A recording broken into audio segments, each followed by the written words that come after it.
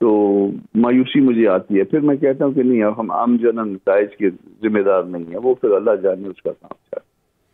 अच्छा कामरान साहब, ये बताइए कि पाकिस्तान पीपल्स पार्टी जो कह रही है कि हम शरीके इक़्तिदार तो हैं, शरीके जुर्म नहीं, तो ये पाकिस्तान मुस्लिम लीग नून से किस बात पे खाइफ हैं?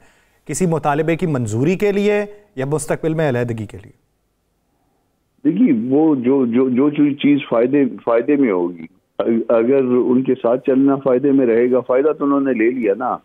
दस्तूरी ओहदे तो सारे रखे हुए हैं, और उस दस्तूरी ओहदे के रखते हुए भी जो है ना वो कहते हैं कि नहीं, हमने कोई वो नहीं किया।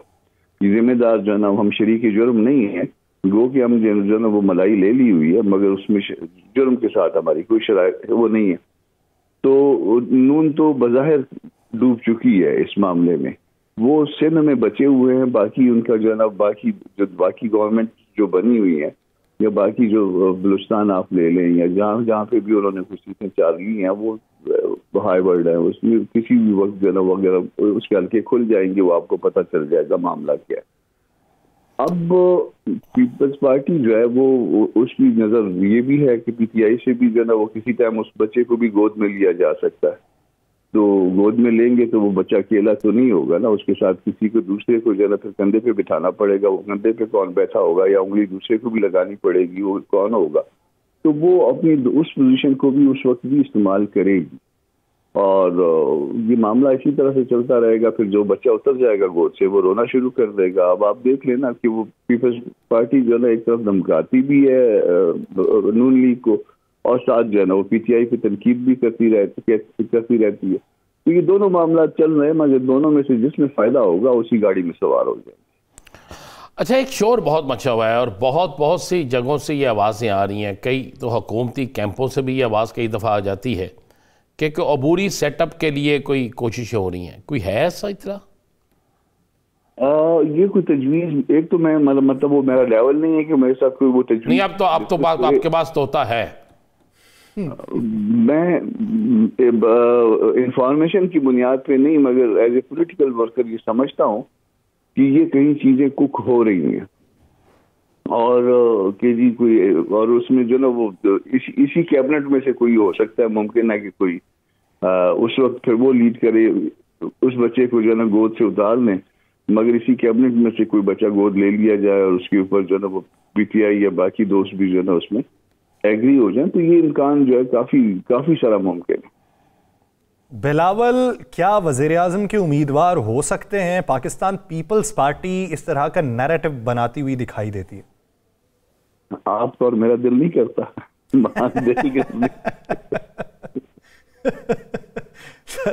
सर हमारी उम्मीदें तो भर नहीं आ सकती, वो जिस पोजीशन में है उनका तो कुछ पता नहीं सर। सर आपको नज़र क्या आ रहा है, क्या ये सियासी हालात किस तरीके से संभल सकते हैं? मुल्क की मौशियत आपके सामने है, मुल्क का अंदर जो दहशत गर्दी के वाक़यात हो रहे हैं, अल्लाह करे वो थम जाएं, हम दुआ गो हैं, आप भी दुआ गो हैं इस पर, वो आपके सामने है।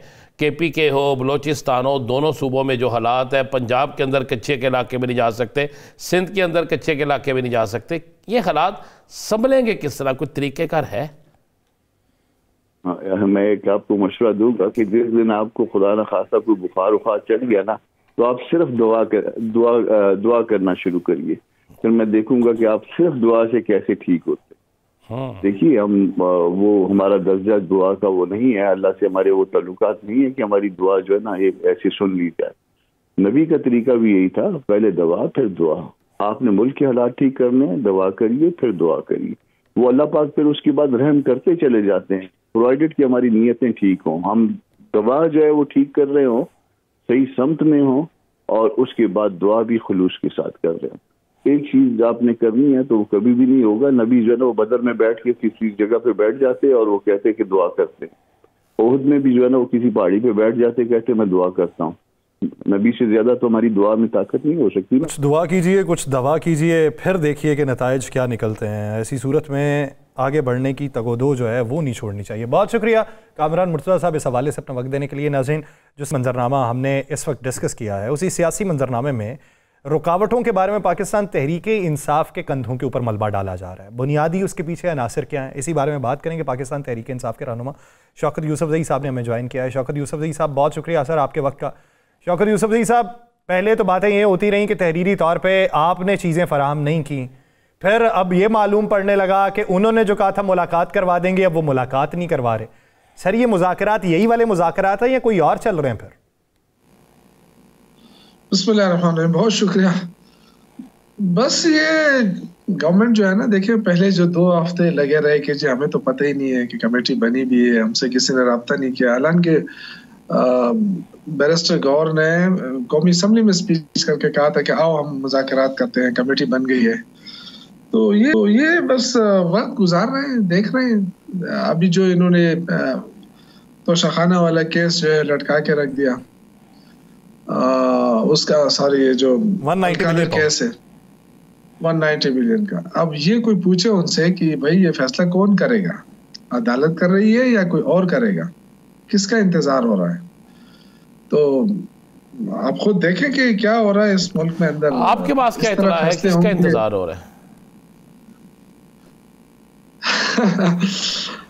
नहीं, मैं तो इस पर कुछ नहीं कह सकता हम, लेकिन बहरहाल ये अगर इनका ये कि इमरान खान कोई डील कर लेगा या कोई, तो वो डील अगर करता तो वो कम से कम जो 7 नाफरमानी की तारीख है वो वापस लेने के बाद भी कर लेता। वो तो वापस नहीं ले रहा है, लेकिन मुज़ाकरात कर रहा है। मुज़ाकरात देखें, उन्होंने कहा कि मुज़ाकरात मुझे सजा हो भी जाए तब भी मुज़ाकरात किए जाए, क्योंकि मुज़ाकरात कोई ढील के लिए नहीं हो रही है।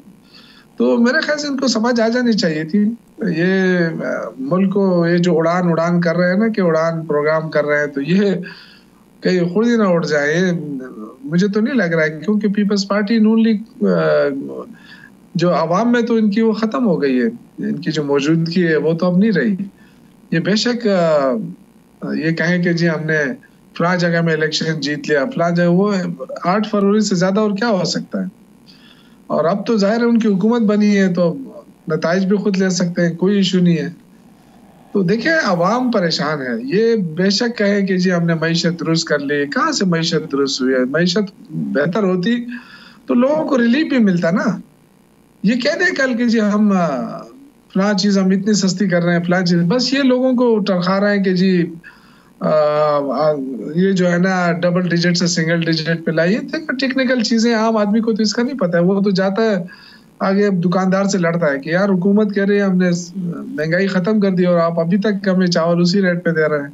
चावल तो दूर की बात, 800 रुपए से ऊपर बुर्की हो गई है जी। तो आप अंदाजा करें, लोग देखें बहुत मुश्किल में है, ये इनको नजर नहीं आ रहा है। दूसरा, अब जो नया सिलसिला शुरू हो रहा है दहशतगर्दी का और अफगानिस्तान के साथ इश्यूज का, ईरान भी हमारे साथ कोई उस तरह वो नहीं है। तो मेरे ख्याल से इनकी जो खारिजा पॉलिसी है वो तो बिल्कुल फेल होती नजर आ रही है।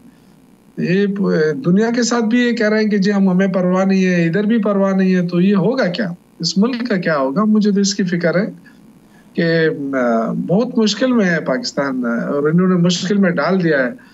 सिर्फ IMF का कर्जा लेकर ये खुशियां मनाते हैं कि जी हमने मईशत को मुश्किल से निकाल दिया, वेंटिलेटर से हटा दिया, लेकिन मेरा नहीं ख्याल है और मुश्किलात बहुत बढ़ती जा रही है इनके लिए। जो बॉर्डर्स मुश्किलात है वो तो बहुत ज्यादा है।